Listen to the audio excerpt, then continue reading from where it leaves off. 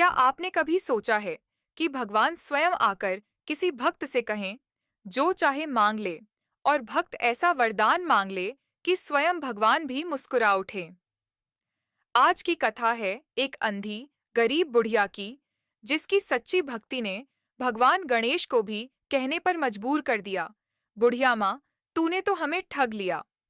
एक गांव में एक बुढ़िया रहती थी। वह बहुत ही गरीब थी और ऊपर से अंधी भी। उसकी दुनिया बस एक छोटे से घर तक सिमटी थी, जहां उसके साथ उसका बेटा और बहू रहते थे। दुख, गरीबी और अंधकार के बावजूद उस बुढ़िया के जीवन में एक उजाला था। वह रोज पूरी श्रद्धा से भगवान गणेश की पूजा करती थी।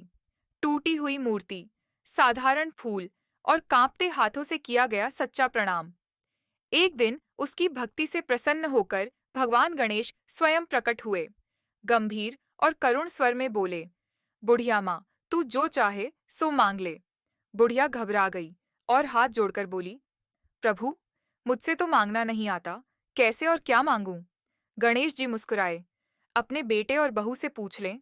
बुढ़िया ने बेटे से पूछा, बेटा, गणेश जी कहते हैं कुछ मांग ले, मैं क्या मांगूं? बेटा बोला, माँ, धन मांग लो, गरीबी दूर हो जाएगी। बहू से पूछा तो वह बोली, माँ, नाती मांग लो। बुढ़िया सोच में पड़ गई। सब अपने अपने मतलब की बात कर रहे हैं। फिर उसने पड़ोसिनों से सलाह ली। पड़ोसिनों ने कहा, बुढ़िया, तू थोड़े दिन की मेहमान है, न धन साथ जाएगा न नाती। तू तो अपनी आंखों की रोशनी मांग ले, ताकि जीवन आराम से कटे। बुढ़िया ने मन ही मन सोचा और गणेश जी के सामने हाथ जोड़कर बोली, प्रभु, यदि आप सच में प्रसन्न हैं, तो मुझे 9 करोड़ की माया दें, निरोगी काया दें, अमर सुहाग दें, आंखों की रोशनी दें, नाती दें, पोता दें, पूरे परिवार को सुख दें और अंत में मुझे मोक्ष दें। इतना सुनते ही गणेश जी हंस पड़े और बोले, बुढ़िया माँ, तूने तो हमें ठग लिया, फिर भी वचन दिया है, तो जो जो तूने मांगा है सब तुझे मिलेगा। और यह कहकर भगवान गणेश अंतर्धान हो गए।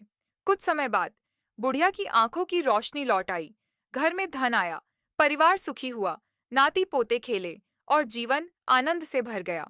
यह कथा हमें सिखाती है, सच्ची भक्ति छोटी सोच नहीं रखती। जो भगवान पर पूर्ण विश्वास करता है, वह केवल अपने लिए नहीं, सबके लिए मांगता है। हे गणेश जी महाराज, जैसे आपने उस बुढ़िया माँ को सब कुछ दिया, वैसे ही हम सब पर भी अपनी कृपा बनाए रखना। गणपति बप्पा मोरया।